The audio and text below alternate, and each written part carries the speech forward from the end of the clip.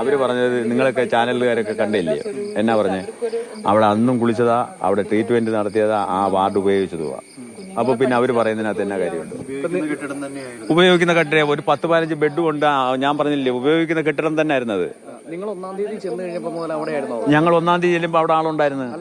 അത് കഴിഞ്ഞ് മുന്നോട്ടുള്ള ദിവസങ്ങളിൽ ഞങ്ങളെ അവിടെ അഡ്മിറ്റ് ചെയ്തിരിക്കുകയല്ലയോ. അല്ല, നിങ്ങൾ ഉപയോഗിച്ചിരുന്നോ ഈ കെട്ടിടത്തിൽ? കെട്ടിടത്തിൽ ബാത്റൂം ഉപയോഗിച്ചോണ്ടിരിക്കുകയായിരുന്നു. രാവിലെ കുളിയൊക്കെ അവിടെ ചെയ്യും. എനിക്ക് പറ്റത്തില്ല, ലേഡീസാ. അപ്പോൾ വാർഡ് പിന്നെ വനിതാ വാർഡായതുകൊണ്ട് നമുക്ക് അങ്ങോട്ട് കയറാൻ പറ്റത്തില്ല. ഞാൻ പുറത്താണ് ഇതെല്ലാം കഴിയുന്നത്. ഭാര്യയും മക്കളും ഒക്കെ അതിനകത്ത് അവിടെ ഉണ്ട്. ഒന്നും പറഞ്ഞില്ല. അവിടെ നിരന്തരം അവിടെ വന്ന് ഡോക്ടർ റൗണ്ടിന് വരികയൊക്കെ ചെയ്യുന്ന ഒരു ഹോസ്പിറ്റലാണ് അത്. ആ ഭാഗം, ആ വാർഡ് അവിടെ ഏത് സമയത്തും ആളുണ്ട്. ചെരുപ്പിട്ട് കയറത്തിൽ ICU മാതിരി അങ്ങനെയുള്ള ഒരു വാർഡാണ് അത്. അവിടെ രാവിലെ ഈ പറയുന്ന രീതിയിൽ ബാത്റൂമിലൊക്കെ പോയി ആൾക്കാർ കുളിക്കുകയും നനയ്ക്കുകയൊക്കെ ചെയ്യുന്നതാണ്.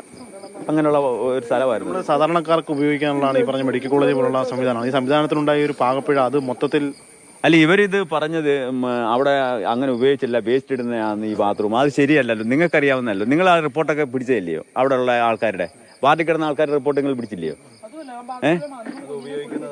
അത് ഉപയോഗിക്കുന്ന അവിടെ കിടന്ന ആൾക്കാരുണ്ട്. ആ ബെഡിൽ കിടന്ന ഏതാണ്ട് 10-15 ആൾക്കാർ, വയ്യാത്ത ആൾക്കാർ, ഓപ്പറേഷൻ ചെയ്തവരുണ്ട്, ചെയ്യാത്ത ആൾക്കാരുണ്ട്, ഒക്കെയുണ്ട്. രാവിലെ എൻ്റെ മോളും രാവിലെ അവിടെ എൻ്റെ ഭാര്യ കൊണ്ട് കുളിപ്പിച്ചയാ. എൻ്റെ മോളെ അവിടെ തന്നെ ആ ബാത്റൂമിൽ തന്നെ എൻ്റെ ഭാര്യയെ കൊണ്ട് കുളിപ്പിച്ച്. ഞാൻ ചെല്ലുമ്പോൾ ഞാൻ പുറത്താണ് കിടക്കുന്നത്, എന്നെ വിളിക്കുകയായിരുന്നു. ഞാൻ ചെല്ലുമ്പം ഇവർ കുളിച്ചൊക്കെ റെഡിയാക്കി മോളെ കുളിപ്പിച്ചിട്ട് ഇവളും കുളിച്ചിരിക്കുക. ആരാ? എൻ്റെ ഭാര്യ. അന്നൊന്നും മരിച്ചിട്ടില്ല. ഇത് 11-10 എനിക്കറിയത്തില്ല സമയം. ആ സമയത്ത് അങ്ങനെയല്ലേ ഇത് ഇടിയുന്നത്. അപ്പോൾ രാവിലെ ഇതെല്ലാം കുളിച്ച് നല്ല കൃത്യമായിട്ട് നിൽക്കുക. അത് ഉപയോഗിച്ചിട്ടില്ല, അത് ആ വാർഡ് നമ്മൾ എടുത്തിട്ടില്ലെന്നൊക്കെ പറയുമ്പം ആരെ പറ്റിക്കാനത്? എവിടെ? ആ ബിന്ദു മാത്രമല്ല, ആ വാർഡിൽ കിടക്കുന്നതിന് മൊത്തം ആ ബാത്റൂമാണ് ഉപയോഗിക്കുന്നത്. 10-15 പേര് കിടക്കുന്ന ബെഡുള്ളത് ഒരു വാർഡിൽ ഉപയോഗിക്കുന്ന ബാത്റൂം അവർക്കുള്ളതാണ്.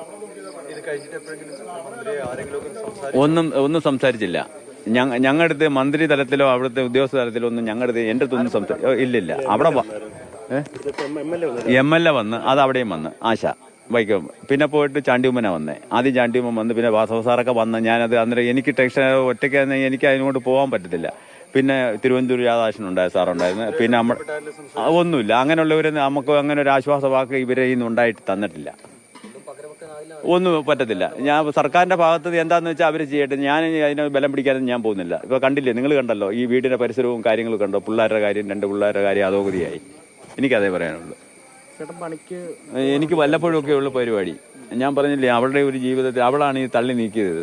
ഞാൻ അതിന്റെ ഭാഗം മാത്രമേ ഉള്ളൂ. എന്റെ ഭാര്യയാണ് ഇത് തള്ളി നീക്കി പിള്ളേരെ ഈ പരുവത്തിലാക്കി. നേഴ്സിംഗ് പഠിപ്പിക്കാൻ ഒറ്റ കാരണം എന്റെ ഭാര്യ ബിന്ദുവാ. ഇല്ലാത്ത പൈസ മുടക്കി ഇതൊക്കെ ഒപ്പിച്ചതും എൻ്റെ ഭാര്യ തന്നെ. ഈ ലോണിനൊക്കെ പോയി കഷ്ടപ്പെടുകയും മഴയും പോവുകയും ഒക്കെ ചെയ്യുന്നത് എൻ്റെ ഭാര്യ തന്നെ. എല്ലാം അവള് തന്നെ. ഞാൻ ഒരാൾ മാത്രമേ ഉള്ളൂ അവിടെ. അത് അവരിന്നലെ വന്നവർ പറഞ്ഞ് മകളുടെ ചികിത്സ നമ്മുടെ ഇഷ്ടപ്രകാരം മെഡിക്കൽ കോളേജുകാർ നടത്താമെന്നാണ് പറഞ്ഞത്, ഓപ്പറേഷൻ. ബാക്കിയുള്ള കാര്യങ്ങൾ അവർ കൂടി ആലോചിച്ച് ചെയ്യാമെന്നാ ഇവിടെ അവർ പാർട്ടി എന്ന് പറഞ്ഞത് വന്നായിരുന്നവർ. എന്തായാലും ചികിത്സാ കാര്യങ്ങൾ അവർ മെഡിക്കൽ കോളേജുമായിട്ട് എത്രയും പെട്ടെന്ന് നടത്താം. അത് എൻ്റെ സൗകര്യത്തിന്, നമ്മുടെ സൗകര്യത്തിന് നടത്താമെന്ന് അവർ പറഞ്ഞ്. എപ്പോൾ വേണമെങ്കിലും നടത്താം. കടങ്ങൾ ഞാൻ പറഞ്ഞില്ലേ, നിലവിൽ 50 ഉണ്ട്. അത് പല വഴിക്ക് 50. അത് 50 എന്ന് പറയുന്ന കൊച്ചിനെയും ചെറുക്കനെയും പഠിപ്പിച്ചല്ലോ. ഇത് ബാങ്കിൽ വായ്പ 5 ലക്ഷമാണ്. ബാക്കിയുള്ള കാര്യങ്ങൾ അങ്ങോട്ട് എല്ലാ സ്വർണ്ണമൊക്കെ അതിന് എനിക്ക് കൃത്യമായിട്ട് രേഖ പറയാറില്ല. ഇതെല്ലാം പ്രമാണമൊക്കെ ഇരിപ്പുണ്ട്. അങ്ങനെയാണ് ഇത് നീക്കിക്കൊണ്ടിരുന്നത്. എല്ലാം നോക്കിയിരുന്ന അവള് തന്നെ. എല്ലാം നോക്കിയത്, ഈ വീട് നോക്കിയത് അവള് തന്നെ. അമ്മയൊക്കെ ഉണ്ടല്ലോ, ഞങ്ങൾ പ്രായം അമ്മ ഇരിക്കുക. അതിനെല്ലാം ഞങ്ങൾ തരണം ചെയ്ത ബിന്ദു തന്നെ.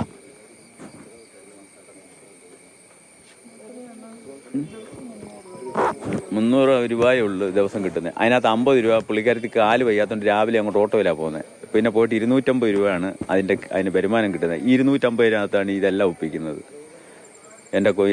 എനിക്ക് ഇടയ്ക്ക് വാസവും വരും, എൻ്റെ അമ്മയ്ക്ക് വരും ഒക്കെ ഇതിനകത്ത്. നിങ്ങൾ കണ്ടില്ല ആ വീട് കണ്ടോ കിടക്കുന്നത്? പഞ്ചായത്തിൽ നിന്ന് കിട്ടിയെന്നൊരുവാണ് 2.5 സെന്റ് ബസ് ഉള്ളത്.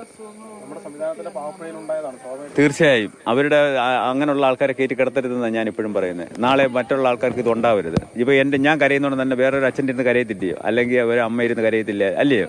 നമ്മൾ അങ്ങനെ മനുഷ്യ സ്നേഹികളാണ്, അങ്ങനെ തന്നെയൊക്കെ ചിന്തിക്കത്തുള്ളൂ. നാളെ ആർക്കൊന്നും ഉണ്ടാവരുത്. ഞാൻ അവിടെ വെച്ച് മെഡിക്കൽ കോളേജ് വെച്ച് റിപ്പോർട്ട് ചാനലിൻ്റെ അടുത്ത് ഞാൻ പറഞ്ഞത് തന്നെ, നാളെ ഇങ്ങനെ ആർക്കും ഉണ്ടാവരുത്. ഞങ്ങളുടെ കാര്യം പോട്ട്, ഇത് പറ്റിപ്പോയി. ഇനിയിപ്പോൾ എന്നാ ചെയ്യും? ഇനി വല്ലവരെയും നമ്മൾ കുറ്റം പറഞ്ഞ മന്ത്രിയോ അല്ലെങ്കിൽ ആശുപത്രിക്കാരെ കുറ്റം പറഞ്ഞിട്ട് കാര്യമില്ല. അനാസ്ഥയൊക്കെ ഉണ്ടായിട്ടുണ്ട്. അത് കൃത്യമായിട്ട് അവിടെ ഒരു വണ്ടി വരാനുള്ള സൗകര്യം ഇല്ലായിരുന്നു, അത് ശരിയാണ്.